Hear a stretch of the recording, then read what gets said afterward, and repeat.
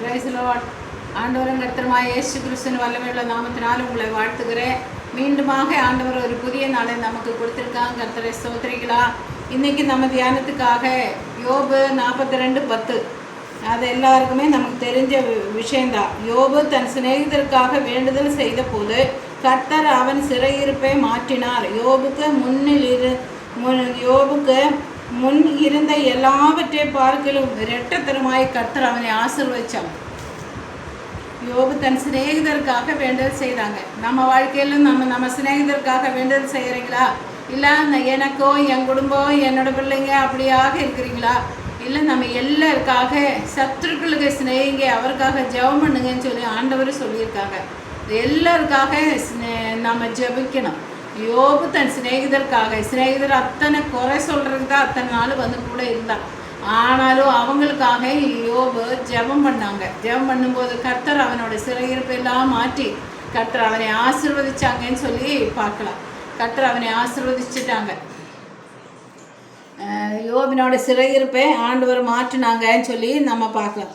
அடுத்ததாக வேறு எத்தனை பேர் நம்ம இயேசு கிறிஸ்து பரிந்து பேசினாங்க.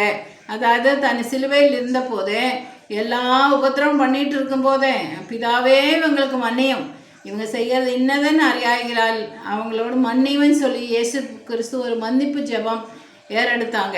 இயேசு கிறிஸ்து ஒரு பரிந்து பேசி ஜெபிச்சாங்க. மற்றவங்களோட கஷ்டத்துக்கும், அதாவது நம்ம மற்றவங்களோட கஷ்டம் எல்லாம் வரும்போது அவங்களுக்கு அப்படி தான் வரணும்னு சொல்லவே கூடாது. அவங்களுக்காக நம்ம ஜெபிக்கணும். ஆண்டவரே இவங்களை ஆத்மா அறிவில்லாமல் இருக்கிறாங்களே, அவங்களுக்கு மன்னிங்க அப்படின்னு சொல்லி நம்ம ஜெபிக்கணும். நம்ம ரோடெல்லாம் நடந்து போகும்போதெல்லாம் சிலரையெல்லாம் ரொம்ப ஏழப்பட்டவங்களை, பிச்சைக்காரங்க, ரொம்ப முடியாதவங்களை எல்லாம் பார்க்கும்போது அவங்களுக்கெல்லாம் நம்ம சுவிசேஷம் சொல்ல முடியாது இருக்கும்போது அவங்களுக்காக ஒரு ஜெபமாவது பண்ணலாம் இல்லையா? ஒரு சின்ன ஜெபம் பண்ணுங்க. ஆம்புலன்ஸ் போகும்போது அதுக்குள்ளே இருக்கிறவங்களுக்காக ஒரு சின்ன ஜெபம் பண்ணுங்க. வாலிபர் குடும்பஸ்தராக இருக்கிற சிறு வயது இருக்கிறவங்களெல்லாம் மறிக்கும்போது அவங்களுக்கெல்லாம் அவங்க குடும்பத்துக்கு ஆறுதலுக்காக, அறியாதவங்களும் தெரியாதவங்களுமாய் இருக்கலாம், அவங்களுக்காக நீங்கள் ஜெபம் பண்ணுங்க. பரிந்து பேசுகிற ஜெபம் ரொம்ப முக்கியமான ஜெபம். ஆண்டவருக்கு அது வந்து ரொம்ப பிடிக்கும். அவர் அது செய்தாங்க. அதனால் நாமளும் அது செய்யணும். அடுத்ததாக யாத்ரா 32:32 மோச ஜெபிச்சாங்க.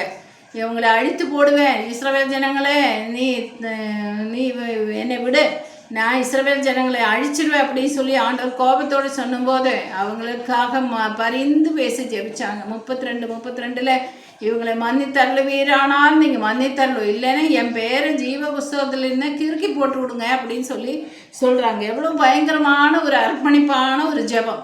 நமக்கும் அப்படியாக ஒரு நல்ல ஒரு ஜெப அபிஷேகம் நமக்கு வேணும். ஒரு பரிதாப ஹிருதயம் வேணும், மனதுருகிற ஒரு ஹிருதயம் வேணும். அப்படி இருக்கும்போது கர்த்தர் நம்மளையும் ஆசீர்வதிக்க அவர் வல்லவராயிருக்கிறாங்க. அப்புறம் அது மட்டும் இல்லாமல் ஆதியாகமம் 37:26-27 வசனங்களை வாசித்து பார்க்கும்போது யூதா 12 பேரில் அதில் 4வது பிறந்தவன் தான் யூதா வந்து என்ன பண்ணாங்க, யோசேப்பை குழியில் போட்டு கொண்டு விடலான்னு அவங்க சகோதரர்கள் எல்லாம் தீர்மானம் பண்ணாங்க. ஒரு துஷ்ட மிருகம் வந்து அடித்து தின்னுட்டேன்னு சொல்லி அவங்க அப்பனுக்கு செய்தி அனுப்பிடலாம், இவன் சொப்பனக்காரன், இவன் சொப்பனத்தை எப்படி நிறைவேறும் பார்க்கலாம் அப்படின்னு சொல்லிட்டு அவங்கெல்லாம் ரொம்ப பொறாம கொண்டு இப்படி பண்ணும்போது அந்த யூதா நடுவில் நின்ன இளைஞன், நம்ம மாம்சந்தானே அவன் இளைஞனாக இருக்கிற, அவனை அப்படி இளைஞனை நீங்கள் ஒன்றும் பண்ணாதுங்கன்னு சொல்லி அவன் வந்து பரிந்து பேசி ஜெபிச்சாங்கன்னு சொல்லி பரிந்து பேசினாங்க. சகோதரர்களோட மனசையெல்லாம் மாற்றி, அவன் நமக்கு சகோதரன், நம்மளோட மாம்சமாக இருக்கிறன்னு அல்லவா, அவன் நம்மளோட சகோதரன் தானே அப்படின்னு சொல்லிட்டு இளைஞனுக்கு ஒன்றும் செய்யாதுங்கன்னு சொல்லிட்டு அவனுக்காக பரிந்து பேசினாங்க.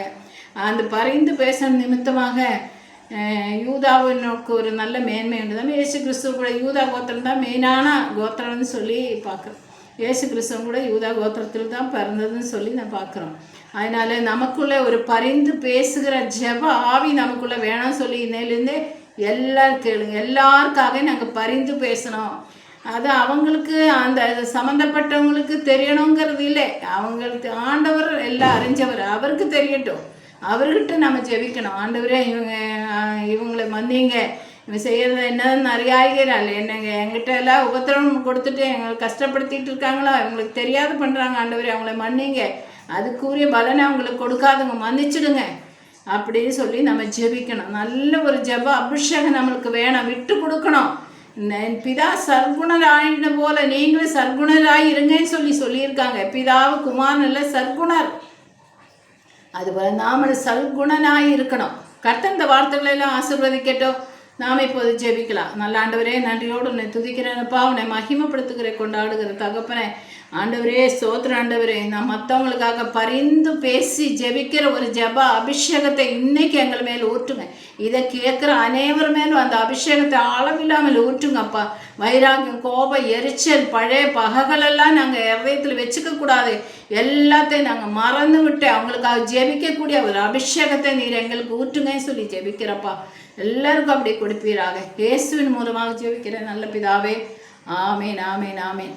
நீங்கள் இந்த செய்தியை கேட்டுட்டு மற்றவங்களுக்கெல்லாம் ஷேர் பண்ணுங்கள், உங்கள் சொந்த பந்தங்களுக்கெல்லாம் ஷேர் பண்ணுங்கள், சப்ஸ்கிரைப் பண்ணுங்கள், கமெண்ட்ஸ் கொடுங்க. கர்த்தர் உங்களை ஆசீர்வதிப்பாராக. ஆமேன்.